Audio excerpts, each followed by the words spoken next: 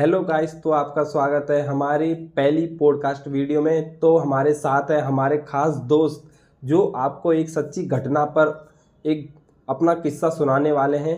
तो आगे का किस्सा सुनने से पहले इनका थोड़ा परिचय हो जाए, तो आप बताइए हमारी जनता के लिए। तो मेरा नाम बुदेश भार्गव है। मैं चूरू ज़िले का रहने वाला हूँ। जब मैं 9th क्लास में पढ़ता था असलम, तो जी उस वक्त की मैं कहानी बताता हूँ। जी जी काफ़ी टाइम पहले जब मैं 9th में था तो कबड्डी खेलने का काफ़ी जुनून था मेरे अंदर। जी जी। कबड्डी खेलता था और कबड्डी खेलने के लिए मैं रात को 2-2:30 बजे 1 बजे तक मैं उठकर चला जाता था ग्राउंड में खेलने के लिए। डेली का था मेरा ये नहीं कि भाई मैं मतलब एक दिन गया 6 दिन नहीं गया। जी जी डेली जी। बेसिस पे संडे वनडे कुछ नहीं देखता। कभी लोग बहुत सारे लोग होते हैं जो मतलब संडे को छुट्टी रख लेते हैं। मैं तो हम्म। संडे को भी कभी छुट्टी नहीं रखी।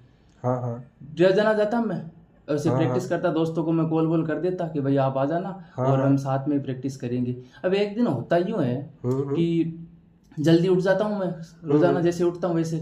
और फिर उठकर मैं फ्रेश हुआ, हम्म कोलगेट वोलगेट करके कॉफ़ी पी के मेरा हम्म लंगोट वंगोट बांध के ग्राउंड के लिए चला गया। हम्म अब जैसे मैं मेरे घर से निकलता हूँ, तो मेरे जैसे मैं घर से निकलता हूँ, घर से निकलने के बाद में एक गली आती है। उस गली से मैं जैसे ही टर्न होता हूँ, हम्म। जैसे ही मैं टर्न हुआ, मेरे पास से एक औरत गुजरी। अच्छा, हाँ, क्या कपड़े पहने थे उन्होंने? उस औरत ने सफ़ेद कपड़े पहन रखे थे अच्छा। और घूंघट लगा रखा था रात हाँ को। हाँ। अब रात को घूंघट कौन नहीं लगाता है, आप मान ही सकते हो। कुछ खास ही चीज़ होगी उसके अंदर। जी जी। घूंघट लगा रखा था, उसके हाथ में एक कलश था कलश। जिसके ऊपर लाल वस्त्र से बांधा हुआ था अच्छा। कलश। और वो दोनों हाथों में ऐसे रखकर वो औरत जा जी। रही थी। अब भाई साहब जैसे ही मैं टर्न हुआ, ऐसे टर्न हुआ ना, हम दोनों टच हो गए। हाँ हाँ।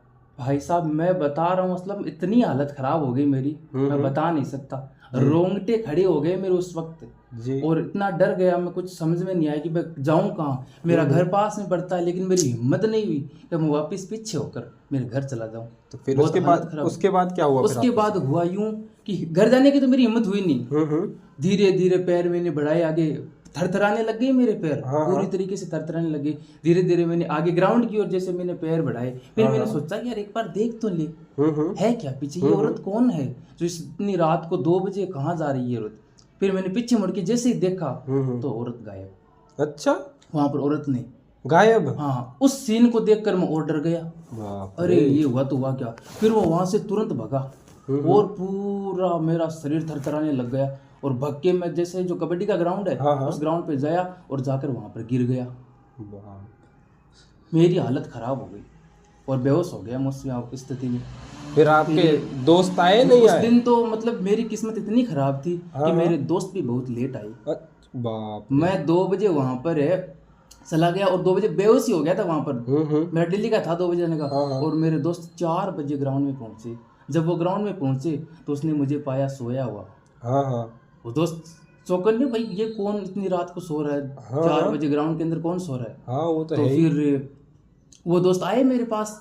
आए तो उन्होंने देखा कि भाई यहाँ तो बुदेश सो रहा है। फिर उन्होंने मेरे को हिलाया डुलाया, फिर पानी वानी डालकर मेरे को होश में लाया गया। होश में आने के बाद मुझसे पूछा कि भाई हुआ क्या तेरे साथ। तो काफ़ी देर तक तो मैं कुछ बता ही नहीं पाया, मेरी इतनी हालत ख़राब हो गई थी। मतलब मन में वो विचार चल रहे थे, यार वो कौन थी, मेरे साथ क्या कर गई क्या नहीं, ऐसे मेरे अंदर विचार चलते रहे। फिर कोशिश की मैंने थोड़ी थोड़ी उसको बताने की। उसको मैंने बात बताई कि मेरे साथ आज ऐसा एक्सीडेंट हुआ। हाँ हाँ। उस लोगों ने कहा यार ऐसा थोड़ी होता है, रात को कौन ही औरत जाती है। मैंने कहा भाई मैं झूठ नहीं बोल रहा हूँ, आज तक मैंने आपको कभी ऐसा कहा कि मेरे साथ सही ऐसा बात। हुआ है। मेरे साथ बहुत बुरा हुआ है और हो सकता है शायद मेरी तबीयत भी खराब हो जाए, क्या पता उसने मेरे टच होने के साथ ही उसने कुछ कर दिया हो मेरे ऊपर। हाँ हाँ। तो मुझे डर लगने लग गया। फिर उस दिन हमने कोई खेल वेल नहीं खेला, ऐसे नॉर्मल रनिंग की थी उन्होंने, मैंने तो कुछ भी नहीं किया, मेरी तो हालत ख़राब हो गई थी। नॉर्मल रनिंग करके हम घर चले गए। घर जाने के बाद वही मेरी हालत ख़राब। फिर उसके पूरा बाद क्या शरीर, डॉक्टर को दिखाया कि? डॉक्टर, हाँ, जैसे ही मैं घर गया, घर जाने के बाद में मैं तो सो गया। मेरा सर दर्द करने लग गया, पूरा शरीर गर्म हो गया मेरा, इतनी बुखार तेज हो गई, हालत ख़राब हो गई मेरे। फिर मैंने मेरे पापा को कहा मेरी तबीयत ख़राब हो रखी है। पापा मेरे को हॉस्पिटल लेकर गए, वहाँ पर दिखाया डॉक्टर को। तो डॉक्टर को मैंने बता दी सारी बात, ऐसा ऐसा हुआ है। बोले आपके अंदर डर बढ़ गया है, डर धीरे धीरे जाएगा वो डर। तो रात के अंधेरे में कोई भी ऐसे सफेद कपड़ों में कोई औरत कलश लेके दिख जाए तो हर किसी को डर लग जाता है। और आपको और स्टोरी सुननी है हमारे परम मित्र से, तो आप हमारे चैनल को सब्सक्राइब कर लीजिए। और इनके पास अभी बहुत सारे किस्से हैं जो रियल घटना पर हैं, क्योंकि इनका गांव चूरू ज़िले के पास पड़ता है, तो वहाँ पर थोड़ी घटनाएं कुछ ज़्यादा ही होती हैं। तो आपके लिए इनका एक रोड और है जो जिसको क्या नाम बोलते हैं, जो शमशान घाट और वो पड़ता है, मुर्दा गली 475 नाम है उस गली का। उस गली में भी काफी डर रहता है। तो अगला किस्सा हमारा होने वाला है मुर्दा गली 475। तो आप जल्दी से सब्सक्राइब कर लीजिए हमारे YouTube चैनल को और बने रहिए हमारे साथ। Thank you.